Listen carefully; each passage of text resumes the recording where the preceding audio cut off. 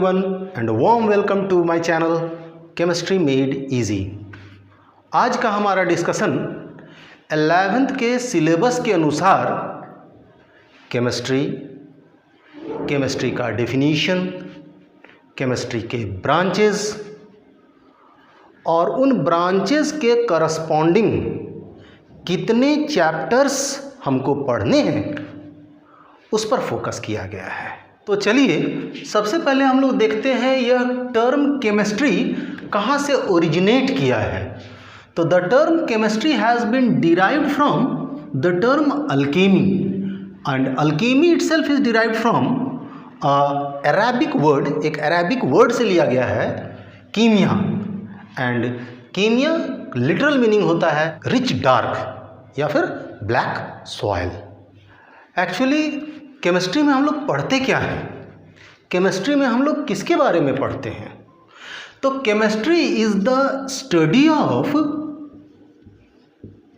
Matter. Chemistry में हम लोग मैटर के बारे में पढ़ते हैं। डियर स्टूडेंट्स, हम लोग 9th क्लास में मैटर का डेफिनेशन पढ़ चुके हैं। Any substance that occupies space, possess mass, offers resistance and can be felt by one or more of our senses is known as matter। Now, matter के बारे में तो हम लोग फिजिक्स में भी पढ़ते हैं, मैटर के बारे में हम लोग केमिस्ट्री में भी पढ़ रहे हैं, मैटर के बारे में तो इवन हम लोग बायोलॉजी में भी पढ़ते हैं। Biology is the study of living matter.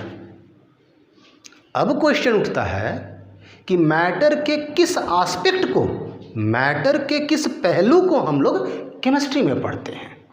चलिए देखते हैं। Chemistry is the study of matter. Matter के किन पहलुओं को? First, state. मैटर के स्टेट के बारे में हम लोग यहाँ पढ़ते हैं। हम लोग पढ़ चुके हैं कि मैटर एग्जिस्ट्स इन 3 डिफरेंट इंटरकन्वर्टिबल फिजिकल स्टेट्स। मैटर 3 भौतिक अवस्थाओं में पाया जाता है और वह तीनों इंटरकन्वर्टिबल होते हैं, नेमली सॉलिड, लिक्विड एंड गैस। हालांकि 2 और अनकॉमन स्टेट्स ऑफ मैटर होते हैं, प्लाज्मा और Bose-Einstein condensate. Next is classification. वह मैटर जिसको हम लोग स्टडी कर रहे हैं वो क्या है? वह मैटर इम्प्योर है या फिर प्योर है?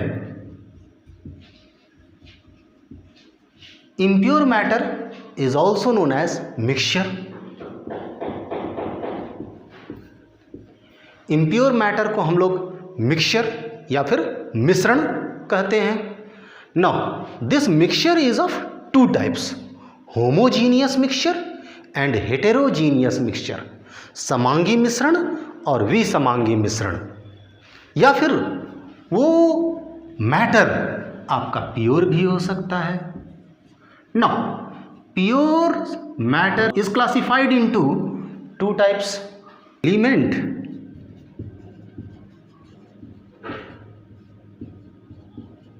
And compound.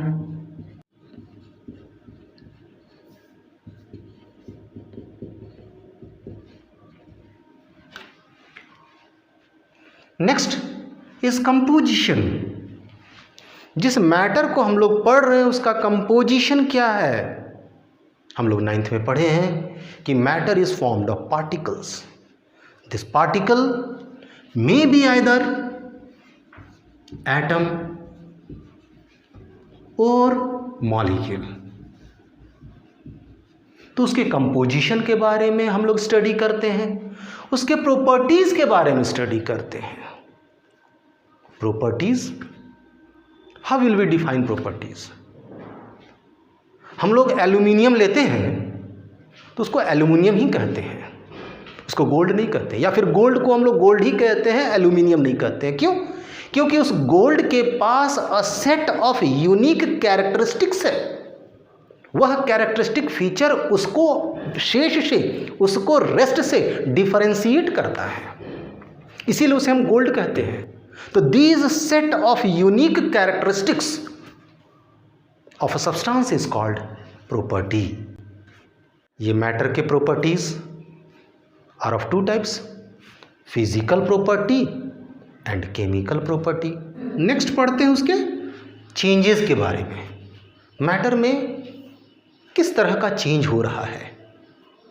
Changes are of two types, physical change and chemical change. Now dear students, जो टर्म हम लोग यहाँ पर यूज़ कर रहे हैं, properties are of two types, physical properties, chemical properties, changes are of two types, physical change and chemical change, ये सारे टर्म्स हम लोग 9th में पढ़ चुके हैं। और एक बार फिर से 11th का first chapter some basic concepts of chemistry में डिटेल से डिस्कस करेंगे ना। अब चेंजेस हो रहा है, आइस मेल्ट कर करके वाटर बन रहा है, वाटर बॉयल करके वेपर बन रहा है। हमारे घर में वाटर 100 डिग्री सेल्सियस पर बॉयल करता है, जाहिर है आपके घरों में भी वाटर 100 डिग्री सेल्सियस पर बॉयल करता है। वैक्स बर्न करके कार्बन डाइऑक्साइड और वाटर फॉर्म करता है। तो यह जो फिजिकल या केमिकल चेंज है, उससे रिलेटेड कुछ ना कुछ तो रूल्स होंगे, कुछ ना कुछ तो प्रिंसिपल्स होंगे, कुछ ना कुछ तो थ्योरीज होंगे। उन थ्योरीज को भी हम लोग पढ़ते हैं केमिस्ट्री में। तो इन अ नटशेल, केमिस्ट्री में हम लोग मैटर के किन किन एस्पेक्ट्स, किन किन पहलुओं को हम लोग स्टडी करते हैं। तो मैटर के स्टेट के बारे में पढ़ते हैं, मैटर का अवस्था के बारे में कि वह सॉलिड है कि लिक्विड है कि गैस है। फिर मैटर के टाइप के बारे में पढ़ते हैं कि वह इम्प्योर है या फिर प्योर है, या फिर एलिमेंट है या फिर कंपाउंड है। फिर उसके कंपोजिशन के बारे में पढ़ते हैं कि अगर वह एलिमेंट है तो एटम का बना हुआ है, या फिर कंपाउंड है तो मॉलिक्यूल का बना हुआ है। नेक्स्ट उसके प्रॉपर्टीज के बारे में पढ़ते हैं, उसके फिजिकल प्रॉपर्टी, केमिकल प्रॉपर्टी, उसमें होने वाले चेंजेस के बारे में पढ़ते हैं, और चेंजेस से रिलेटेड प्रिंसिपल्स के बारे में पढ़ते हैं केमिस्ट्री में। तो what is chemistry? Chemistry is the study of matter, its state, it's classification, composition, properties, changes and the associated principles. तो चलिए केमिस्ट्री के डेफिनेशन को हम लोग नोट कर लेते हैं। Chemistry is the branch of experimental science which deals with the study of matter, its state, composition, properties, the changes taking place in it and the laws governing such changes. Dear students, Antoine Lavoisier is regarded as father of chemistry. Chemistry के definition के बाद chemistry के branches. तो chemistry के 3 major branches हैं, physical chemistry, inorganic chemistry और organic chemistry. हालांकि और भी ब्रांचेस हैं, जैसे यहाँ पर एग्जाम्पल लिए हैं एनालिटिकल केमिस्ट्री, इलेक्ट्रोकेमिस्ट्री, बायोकेमिस्ट्री। लेकिन जिन चैप्टर्स को हमको 11th में पढ़ने हैं, उनके करस्पॉन्डिंग जो ब्रांचेस हैं वह 3 हैं। हम लोग फोकस करेंगे ये 3 ब्रांचेस पर। तो chemistry is broadly divided into 3 major branches, physical chemistry, inorganic chemistry and organic chemistry. एक एक करके तीनों मेजर ब्रांचेस को देखते हैं। First is physical chemistry. तो physical chemistry deals with the study of principles of chemistry. Chemistry में जितने भी प्रिंसिपल्स हैं, केमिस्ट्री में जितने भी थ्योरीज हैं, वो सारे के सारे हमको फिजिकल केमिस्ट्री में पढ़ने हैं। डियर स्टूडेंट्स, आप लोगों ने पढ़ा होगा 10th में एसिड सार इन टेस्ट होते हैं, एसिड खट्टे स्वाद में होते हैं। Bases are bitter in taste, bases कड़वे स्वाद के होते हैं। यह प्रिंसिपल है। एसिड का pH 7 से कम होता है, बेस का pH का वैल्यू 7 से अधिक होता है। सॉलिड का एक डेफिनिट वॉल्यूम होता है, लिक्विड का डेफिनिट वॉल्यूम होता है, गैस का डेफिनिट वॉल्यूम नहीं होता है। ये सब प्रिंसिपल्स हैं। तो केमिस्ट्री में जितने भी प्रिंसिपल्स हैं उन सभी प्रिंसिपल्स को हम लोग फिजिकल केमिस्ट्री में पढ़ते हैं। Next is inorganic chemistry. It deals with the study of metals, non metals and metalloids. Inorganic chemistry में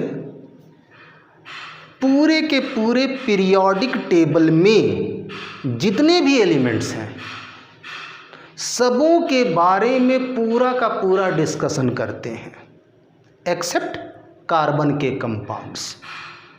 इनऑर्गेनिक उसे हिंदी में कहते हैं अकार्बनिक, नहीं है कार्बन, कार्बन को छोड़कर।